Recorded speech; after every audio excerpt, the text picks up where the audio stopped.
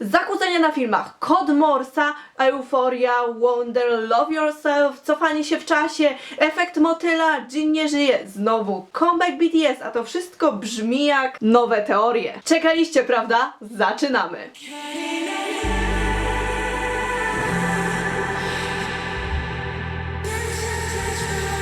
Muszę zacząć od tego, że ktoś w internecie napisał, że współczuje wszystkim nowym ARMY, jeżeli ten comeback, który teraz się zbliża, będzie pierwszym doświadczeniem comebacku BTS w ich życiu, ponieważ żaden inny normalny K-popowy zespół nie daje wskazówek co do tego, co będzie później w swoich starych filmach. I tu mam na myśli to całe Glitch Party, czyli te zakłócenia, które pojawiły się 2 kwietnia 2018 roku w różnych miejscach, w różnych filmach, w różnych teledyskach BTS. Ale zacznijmy od tego, co to tak naprawdę są te glitches, czy te zakłócenia, jak zwał, tak zwał, w języku programistów. Jest to krótkotrwały błąd, który koryguje się sam, co uniemożliwia rozpoznanie tego błędu i uniknięcie go w przyszłości. Termin ten jest szczególnie powszechny w przemyśle komputerowym, wśród graczy gier wideo, ale także natura i organizacje ludzkie doświadczają takich pojedynczych, niezbyt skomplikowanych błędów. Takie zakłócenia są zazwyczaj niewielkie i tymczasowe i zdecydowanie różnią się od tak zwanego robaka, który jest już poważniejszym błędem systemu i może go trwale uszkodzić. Te robaki, czyli bugs, są uznawane za coś ważniejszego, bardziej skomplikowanego, co może trwale uszkodzić system,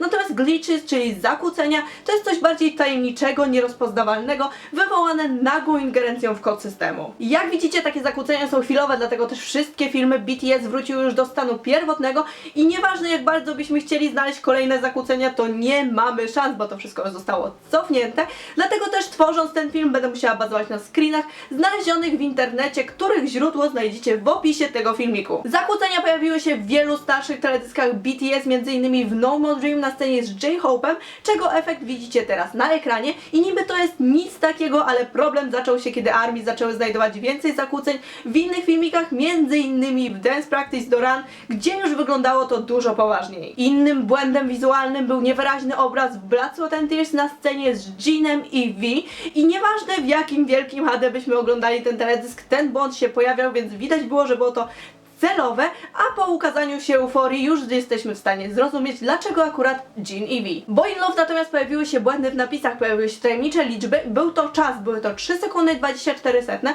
oraz 3 minuty, 2 sekundy i 47 setnych, jednak nie wiemy, którego filmu lub teledysku BTS się to tyczy. Prócz zakłóceń tego typu pojawiły się także błędy dźwiękowe, na przykład w napisach końcowych w prologu. Jakby tego było mało, na Instagramie pojawiło się tajemnicze konto, gdzie były właśnie wrzucane screeny z BTS z takimi zakłóceniami, a opisy były stworzone w kodzie Morsa i niby nie ma niczego skomplikowanego w odczytaniu kodu Morsa, jednak to, co było tam zapisane, jest bardziej upiorne niż sensowne. Pierwszy screen był podpisany słowami N of Nam, co może się odnosić jako N od Namjoon. Drugi screen to Y of Yoon, czyli Y jak Yoongi. Trzeci screen to eyes, czyli po prostu oczy, a czwarty to shadow, czyli cień. Kolejne zdjęcia, które były tam wrzucane, nie dość, że były identyczne, to miały już podpisy po angielsku, takie jak Dawn, Night, Alone czy No One, ale nie na jednym koncie na Instagramie się skończyło, ponieważ to konto obserwuje inne konto, które także wrzucało takie dość upiorne zdjęcia z zakłóceniami, jednak podpisy były już w zupełnie innym kodzie. Był to ciąg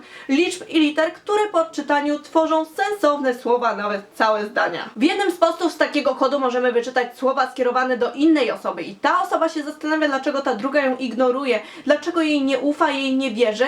Jest ostatnią osobą, której tak naprawdę powinna się bać, więc nie rozumie, dlaczego ma o niej takie zdanie, skoro jest przyjacielska i może na taką nie wygląda, ale ta druga z kolei nigdy nie była osobą, która oceniała książkę po okładce. Ton wypowiedzi zmienia się gwałtownie, bo jeżeli faktycznie ta osoba ocenia tę pierwszą po tym, co widziała, po tym, co usłyszała, to ta druga już jej nie chce, żeby odeszła, ponieważ twierdzi, że jest już stracona i straciła swoją szansę. W kolejnym poście natomiast dowiadujemy się kilku podstawowych rzeczy, które ponownie są skierowane do tej drugiej osoby. Chcę być dobry, ale zmuszasz mnie, żebym nie był.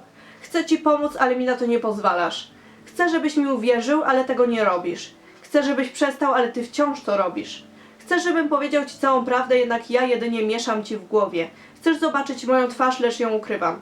Chcesz wiedzieć, kim jestem, ale pozostaję anonimowy. Chcemy wielu rzeczy, lecz nie wszystkie możemy mieć. Nieważne jak bardzo pragniesz ochrony, nie będziesz jej miał. Nieważne jak bardzo chcą uciec, złapię ich. Nawet jeżeli będą chcieli się ukryć, znajdę ich. A jeżeli zaplanujesz coś przeciwko mnie, będę wiedział, bo gra musi być sprawiedliwa. W kolejnym poście za to zostały ukryte jedynie wyrazy "They have us locked up", czyli oni nas zamknęli. Ciekawostką jest, że pod pierwszym postem nie ma komentarzy, a opis jest także zapisany w kodzie Base64 i ja ten opis wkleiłam do takiego łamacza kodów, który także znajdziecie w opisie tego filmiku, jeżeli chcecie sprawdzać te kody sami. I ponownie uzyskałam wiadomość skierowanej do tej drugiej osoby, czyli do gracza numer 1. Możesz to przeczytać? Nadal tu jesteś? Musisz kontynuować, nie możesz przestać, jesteś tak blisko. A może nie? Jesteś tutaj po coś, inaczej nie zagłębiałbyś się w to, co cię nie dotyczy. Mogę zostawić wszystko takie, jakie jest, jednak mała część mnie ci ufa. Wszystko zależy od ciebie, a to, co powiem, jest tylko między tobą a mną, między graczem a użytkownikiem. To nie jest tylko gra. Weź to na poważnie. Tak naprawdę nie mamy pewności, czy te dwa konta mają bezpośredni związek z BTS, czy osoba po drugiej stronie ekranu faktycznie pracuje w Big Hit, czy ktoś po prostu przedłużył sobie prima aprilisowy żart i chce przyprawić wszystkie armie o zawał serca, bo musicie przyznać, że to jest naprawdę upiorne. Ale pamiętając o kwiaciarni Smeraldo, o tym, że poświęciłam jej cały film, a tak naprawdę ona nie istniała i ten gatunek kwiatów także nie istnieje, nic nie jest już w stanie mnie zdziwić i nigdy nie sądziłam, że poza sprawdzaniem kodu HTML Big Hit zmusi nas kiedykolwiek do sprawdzania kodu Morsa i kodów liczbowych. A skoro już wiemy, od czego to wszystko się zaczęło, to możemy w końcu przejść do filmu, który ostatnio pojawił się na kanale Big Hit, czyli Euphoria, czyli intro do nowej płyty BTS Love Yourself Wonder. Tak jak już wspominałam, intro nosi tytuł Euforia i warto wspomnieć, co to tak naprawdę jest euforia, bo według ogólnej definicji euforia to stan naprawdę dobrego samopoczucia z tendencją do śmiechu, radości, dowcipkowania, płytkiej wesołości, doznawane nawet pomimo rzeczywistych niedomagań organizmu. Długotrwały stan euforii jest natomiast już chorobą psychiczną, tylko krótkotrwałe stany euforii są całkowicie naturalne. Jednak co wspólnego ma ta euforia z BTS, że została intro całego albumu, szczególnie, że cały film ma dość smutny i dołujący wydźwięk. Na początku widzimy sceny, które już bardzo dobrze znamy, ponieważ są to sceny z prologu i z I Need You, a więc mamy tutaj bardzo wyraźny powrót do ery Hwa Younghwa. I wtedy to tak naprawdę wszystko się zaczęło. Widzimy, jak V zabija ojca, skacze do wody, popełnia samobójstwo. Jungkook jest pobity na ulicy, Suga jest w ogniu, RM jest na stacji benzynowej i widzimy także fragment sceny z Jinem z Run, kiedy to budował domek z kart, który następnie się posypał. Domek z kart jest uznawany za synonim iluzji, fantazji, czegoś złudnego i bardzo nietrwałego, a jako że był budowany wtedy, kiedy BTS było razem, może to oznaczać, że ich szczęście, ich wspólne szczęście, kiedy są razem, jest tylko iluzją. Dlatego też ta scena z Jinem została wpleciona w początek euforii. Widzimy, co tak naprawdę się stało, kiedy ten ich senny domek z kart się posypał. Bardzo znaczące jest ukazanie rąk V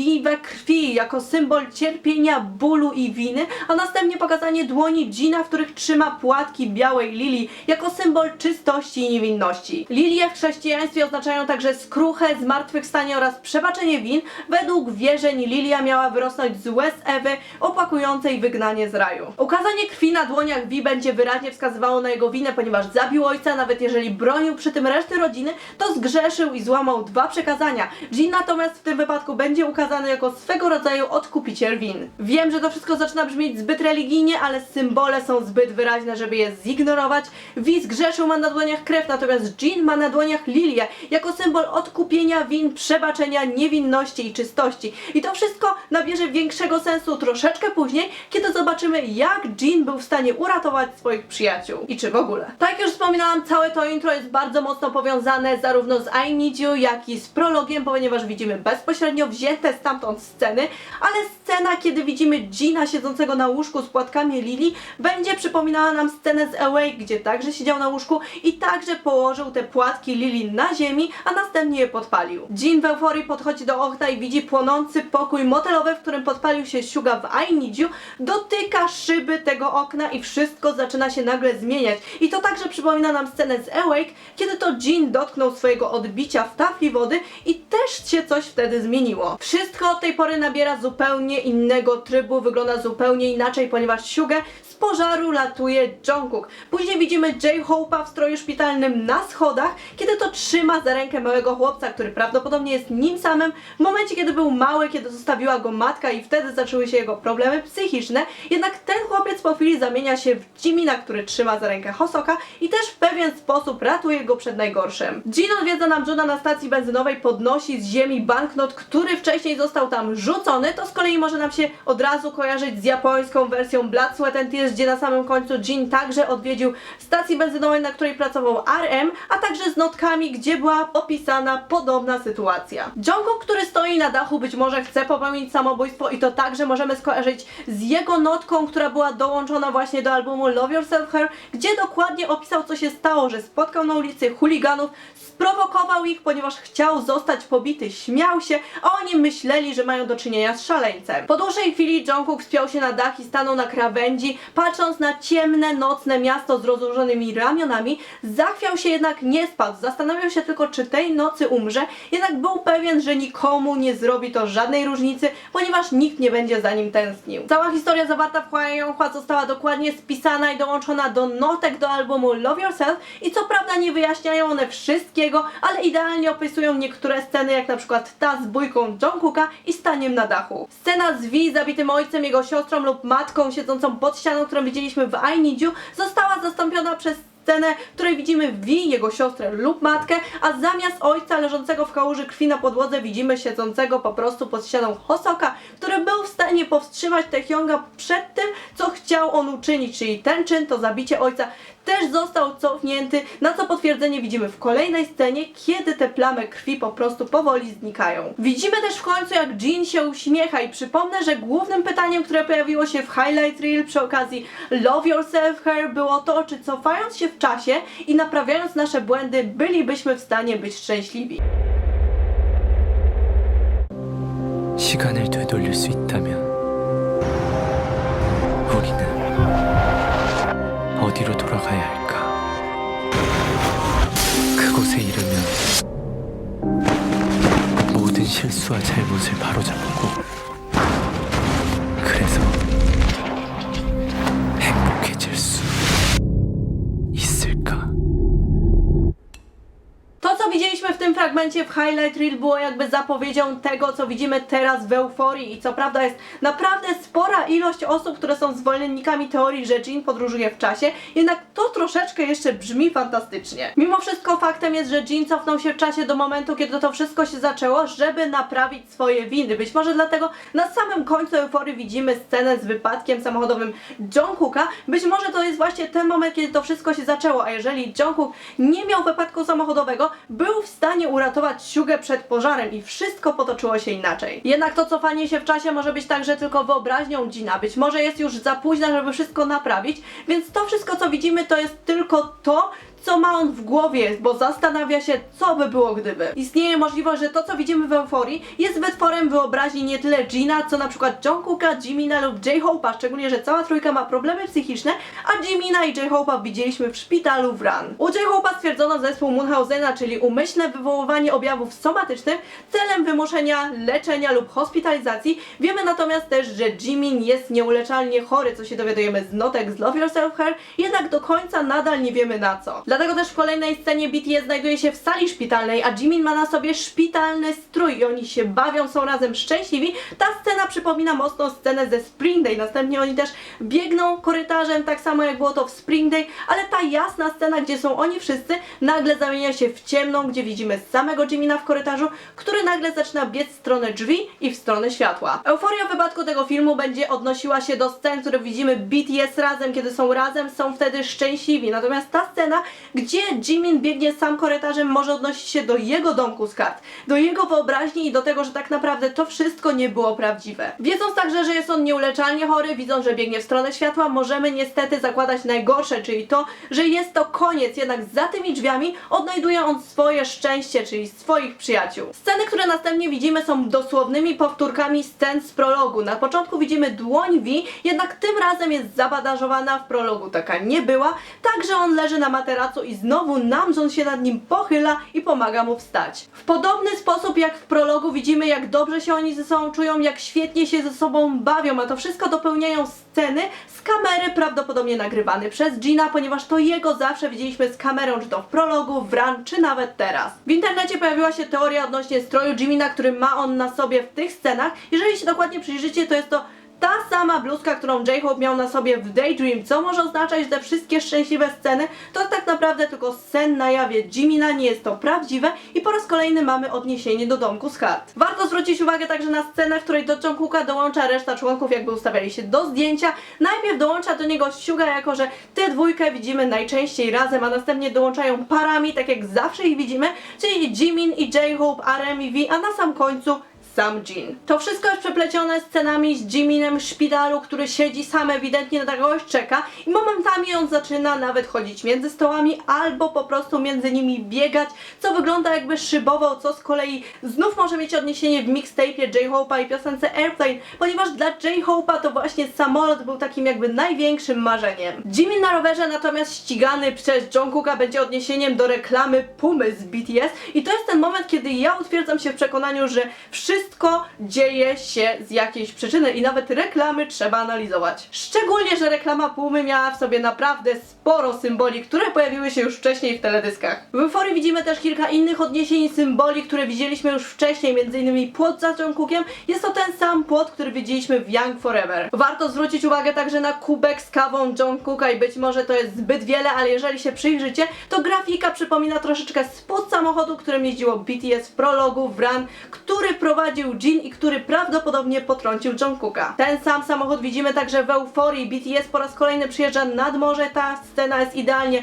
odwzorowana na tej poprzedniej, tak samo jak chodzenie po murku nad wodą. Istnieje także możliwość, że w tej scenie BTS jest ubrane na biało, ponieważ wszyscy już nie żyją i właśnie ta biel będzie to odwzorowywać. Widzimy też inną scenę z prologu, gdzie BTS przyjechało nad morze, a V wspiął się na rusztowanie i był nagrywany od dołu przez Jina. W tej scenie natomiast to Jin wspina się na rusztowanie i nagrywa BTS od góry. Wszyscy do niego machają, wszyscy poza V, ponieważ to on jeden widzi, że coś jest na rzeczy i coś się stanie. W ostatniej scenie widzimy kadr z kamery Jina, jak nagrywa on swoich przyjaciół, a następnie widzimy, jak nagrywa wodę i spadanie do niej, ponieważ Jin skoczył zamiast V.